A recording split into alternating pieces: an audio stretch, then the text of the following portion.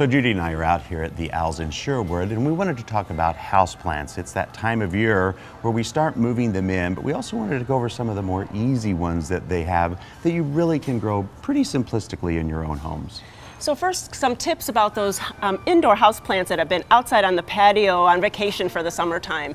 So one of the first things to do is kind of getting them ready to come back inside. They've been outside in fresh air and a lot more light than what is in your house. So you want to be bringing them indoors over a couple nights and then outdoors in the daytime.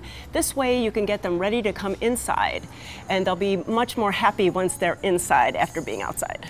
And one of the things we really want to caution you about is bringing disease and insects inside with you during the wintertime, because then if you've left some all summer long indoors, that can affect them. So it's really simple to do, by the way.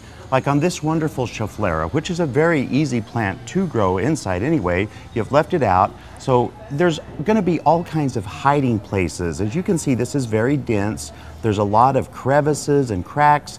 That's where a lot of insects love to lay their eggs, and that's where they start really thriving. So all you have to do is just use your eyes and look around.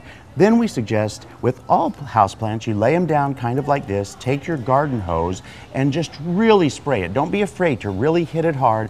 That's going to knock off a vast majority of the adults and some of the eggs as well. And so just as a preventative, I would use a insect spray. This one is by Espoma, and once the plant dries down, so just follow the directions and use this to kill any insects that are still hanging around on that plant. There's also another product that's a systemic, and you put this in the soil and the plant will bring it up through the roots, and it will also help to control any insects that are still hanging around on that plant.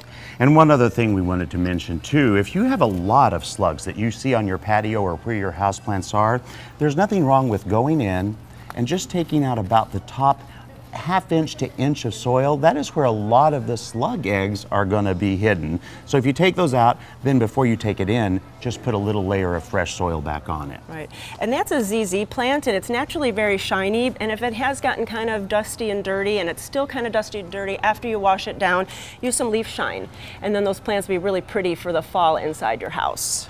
And speaking of leaf shine, this is one of my favorite houseplants. It's a Spathiphyllum, or the peace lily. And this is a new variegated variety that has come out, which is really lovely. And once this is all clean and you're ready to take it in, a little shoot of that leaf shine really makes the plant pop.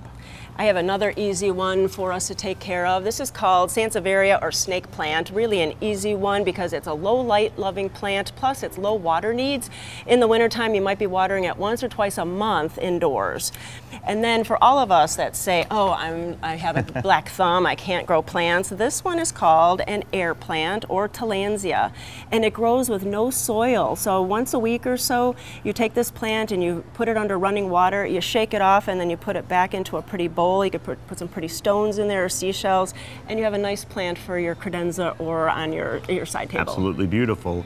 So you know, if you're buying new houseplants, or if you're trying to take care of the old ones that have been out in the summer and you want to move back in, come on out to Al's. They have a great selection of houseplants and the great products that make them beautiful all winter long.